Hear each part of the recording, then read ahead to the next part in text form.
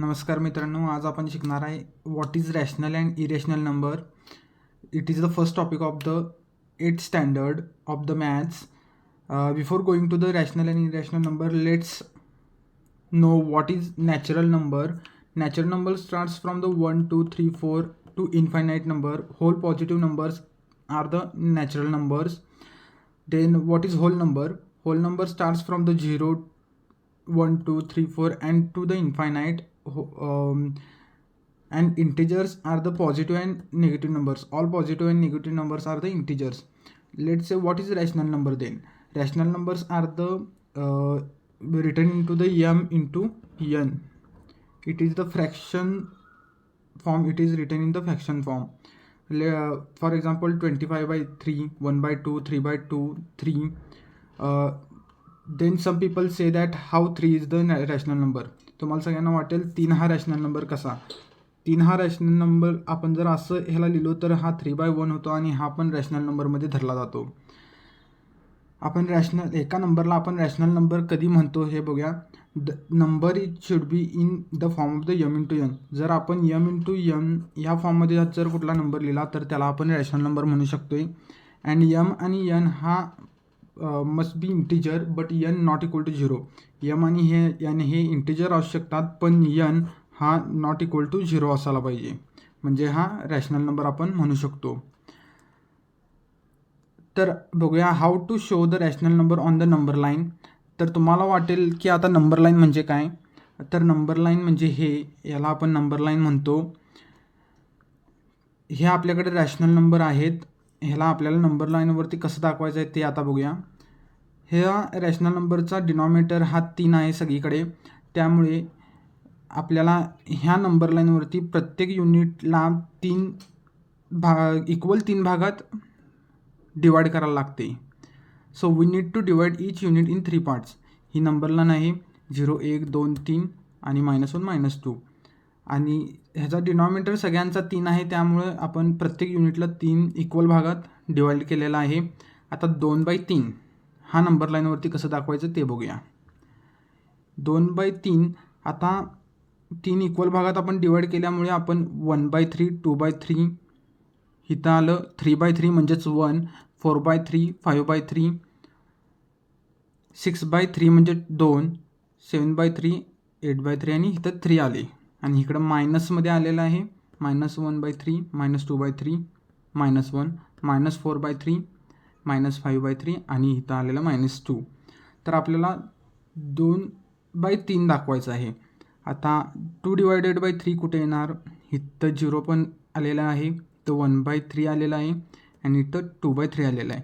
तर ह्या जागेला आपण 2/3 दाखवू शकतो आणि ह्या पॉईंटला दिलेला आहे नाव आपण A. तसंच -1/3 इकडच्या साईडला मायनस आलेला आहे, तर -1/3 पहिल्यालाच येणार आहे, त्यामुळं आपण इथं -1/3 लिहिणार आहे. ह्या पॉईंटला देणार आहे आपण B. तर आता पुढं आहे 7/3. 7/3 इथं आलेलं आहे आणि ह्या पॉईंटला आपण देणार आहे नाव C. आणि -5/3 -5/3 इथं आलेलं आहे आणि ह्या पॉईंटला आपण देणार आहे D. सिम्पल ट्रिक आहे मित्रांनो. आपण इथं आता नंबर लाईन जेव्हा लिहितो, ज्याचा डिनॉमिनेटर पहिला आपल्याला बघायचा आहे. जसा डिनॉमिनेटर असेल त्यानुसार आपल्याला प्रत्येक युनिटला तेवढ्या भागांनी डिवाइड करायचं आहे, इक्वल पार्ट्सनं डिवाइड करायचं आहे. इक्वल पार्ट्सनं डिवाइड केल्या 0पासून इकडे 1 2 3 4 5 6 7 8 असं वाढत जाणं आहे आणि त्या डिनॉमिनेटरला इक्वल पार्ट्स असल्यामुळे डिनॉमिनेटर त्याचा सेमच येणार आहे आणि त्यानुसार आपण नंबर लाईनवरती हे रॅशनल नंबर ड्रॉ करू शकतो. तर आता आपण एक्सरसाइजला सुरुवात करूया. प्रॉब्लेम सेट नंबर 1.1ला. तर चला आता बघूया प्रॅक्टिस सेट 1.1. प्रॅक्टिस सेट 1.1 मधला हा पहिला क्वेश्चन आहे. Show the following numbers on the number line. मी या व्हिडिओमध्ये फक्त 2च क्वेश्चन सोडवलेले आहेत आणि उरलेले 2 तुम्ही सोडवावे असं मला वाटतं आहे, कारण तुमची देखील प्रॅक्टिस होऊन जाईल. तर प्रॅक्टिस सेटमधला पहिला क्वेश्चन आहे 3/2 5/2 अँड -3/2 हे आपल्याला नंबर लाईनवरती दाखवायचं आहे. तर या सगळ्याचा डिनॉमिनेटर 2 आहे, त्यामुळे आपण प्रत्येक युनिट नंबर लाईनवरचा प्रत्येक युनिट हे 2 इक्वल पार्ट्समध्ये आपण भागणार आहोत. म्हणजेच भागणार आहोत म्हणजे 2 इक्वल पार्ट्समध्ये आपण त्याला डिवाईड करायचं आहे. नंबर लाईन आपण लिहिली पहिला 0 1 2 -1 -2 हे नंबर लाईनवरती आपण काढलेलं आहे पहिला. आणि 2 इक्वल पार्ट्समध्ये आपल्याला डिवाईड करायचं आहे, त्यामुळे आपण प्रत्येक नंबर लाईनला मध्ये पॉईंट काढलेले आहेत आणि त्याला इक्वल पार्ट्समध्ये आपण भागलेलं आहे. आता इक्वल पार्ट्समध्ये भागून झाल्यावरती आपल्याला सोपं पडावं म्हणून मी तुम्हाला सांगेन की पहिला एक पेन्सिल घ्या आणि प्रत्येक पॉईंटला 0 नंतर 1/2 कारण डिनॉमिनेटर हा 2 आहे सगळ्याचा, त्यामुळे 1/2 2/2 3/2 4/2 आणि 5/2 आणि असंच इकडे देखील निगेटिव्हमध्ये आपण करून घ्यायचं आहे, म्हणजे आपल्याला नंबर लाईनवरती हे ड्रॉ करायला सोपं पडेल. आता आपण 3/2 घेणार. नंबर लाईनवरती 3/2 आपण कसं लिहिणार? आता इथं 1/2 लिहिलं आहे, इथं 1 आहे आणि इथं 3/2 आलेलं आहे आणि इथं 3/2 आल्यामुळे आपण ह्याला ए पॉईंट असं कन्सिडर केलेलं आहे. नंतरनं 5/2 घ्या. 5/2 इथे येत आहे. 5/2 इथं आपण लिहिलेलं आहे, याच ह्याला बी पॉईंट असं आपण कन्सिडर केलेलं आहे. नंतरनं -3/2. तर आता इकडे बघायचं आहे, मायनसमध्ये आहे त्यामुळे 0च्या इकडच्या साईडला येणार आहे, लेफ्ट साईडला, आणि त्यालाच आपण -1/2 -1 इथं आलेलं आहे, -3/2 इथं आलेलं आहे, ह्याला आपण पॉईंट दिलेलो आहे सी पॉईंट. आणि आपल्याला पेपरात लिहिताना आता A = 3/2, B = 5/2 आणि C = -3/2 असं आपण लिहिणार आहे, ज्या आपण ह्या पॉईंटला नाव दिलेलं आहे. तर आता बघूया पुढचा क्वेश्चन. 7/5 -2/5 आणि -4/5 हे आपल्याला नंबर लाईनवरती ड्रॉ करून दाखवायचं आहे. तर ह्याचा सगळ्यांचा डिनॉमिनेटर हा 5 आहे, त्यामुळे आपण डिनॉमिनेटर नंबर लाईनला 5 इक्वल पार्ट्समध्ये आपण डिवाईड करणार आहोत प्रत्येक unit. Divide each unit in 5 parts. तर पहिला नंबर लाईन ड्रॉ करायचा आहे 0 1 2 3 -1 -2.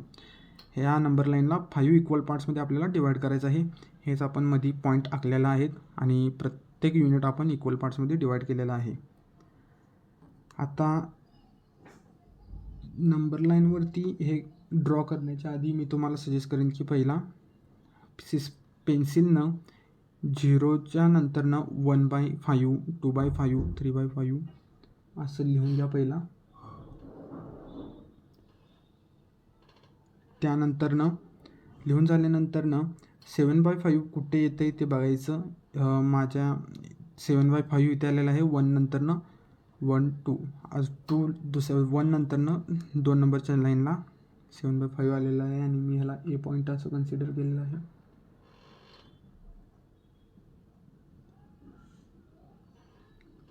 नंतरनं -2/5 इथे आलेला आहे आणि सीला -4/5 इथं आलेला आहे, असं आपण कन्सिडर करू शकतो. आणि एकदम शेवटी आपण एला 7/5 बीला -2/5 आणि सी = -4/5 असं आपण उत्तर लिहिलेलं आहे. एकदम सोपं आहे. अजून प्रॅक्टिस सेटमध्ये 2 क्वेश्चन आहेत, ते तुम्ही स्वतः सोडवा असं मला वाटतं, आणि नाही आल्यास तुम्ही कमेंटमध्ये कळवू शकता, मी स्वतः सोडवून देईन पुढचे प्रश्न.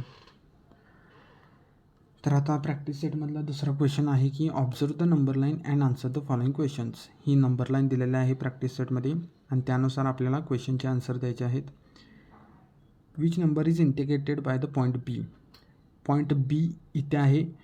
तुम्ही नंबर लाईनला जर ऑब्झर्व केलं, ही नंबर लाईन ही 4 पार्ट्समध्ये इक्वल पार्ट्समध्ये डिवाईड केलेली आहे, त्यामुळे सगळ्यांचा डिनॉमिनेटर हा 4च येणार आहे. त्यानुसार मी नंबर लाईन ड्रॉ केलेली आहे 1/4 2/4 5/4, मग 4/4 इथं 1 आलेला आहे. परत तुम्ही हे पहिला पेन्सिलने ड्रॉ करून घ्या, म्हणजे तुम्हाला या प्रश्नांची उत्तर देणं सोपं जाईल. Which number is indicated by point B. मी पहिलाच आपण बघितलेलं आहे की हे सर्व नंबर लाईन 4 इक्वल पार्ट्समध्ये डिवाईड केलेलं आहे. तुम्ही हे लिहून घेतल्यावर तुम्हाला या क्वेश्चनचा आन्सर देणं बरं पडेल. तर पॉईंट बी कुठं आलेला आहे? पॉईंट बी इथं आलेला आहे. आणि जेव्हा तुम्ही हे पेन्सिलनं ड्रॉ करून घेतला तेव्हा तुम्ही बघाल की -10/4ला बी आलेला आहे, त्यामुळं हे जे उत्तर आहे -10/4. Which points indicate the number this. Okay, तर आपण ह्याला पहिला 4 × 1 + 3 केल्यावरती आपल्याला न्यूमरेटर अपॉन डिनॉमिनेटर ह्या फॉर्मॅटमध्ये मिळणार आहे. तर याचे आन्सर सी येणार आहे, कारण 7/4 इथं आलेला आहे. तुम्ही जेव्हा पेन्सिलनं आकाल तुम्हाला कळेल की 7/4 इथं आलेला आहे. सी पॉईंटला 7/4 आलेला आहे, त्यामुळं हा नंबर हा सी पॉईंटला येणार आहे, इथे येणार आहे. State whether the point D denotes the number 5/2 is true or false. हे चुकीचं आहे, कारण आपण बघितलेलं आहे की ही नंबर लाईन पूर्ण 4 इक्वल पार्ट्समध्ये डिवाईड केलेलं आहे. ह्याचा डिनॉमिनेटर 2 आहे, त्यामुळे ह्या नंबर लाईनवरती हा पॉईंट येणं शक्यच नाही, त्यामुळं फॉल्स येणार आहे उत्तर डायरेक्ट. आणि हा डी पॉईंटला तर हा 2 येणारच नाही, हे बघायचं आपल्याला गरजच नाही आहे, त्यामुळे उत्तर डायरेक्ट फॉल्स येणार आहे. जर तुम्हाला व्हिडिओ आवडला असेल आणि तुम्हाला मी शिकवलेलं कळले असेल तर चॅनलला सबस्क्राईब करा आणि व्हिडिओला लाईक करा. थँक्यू.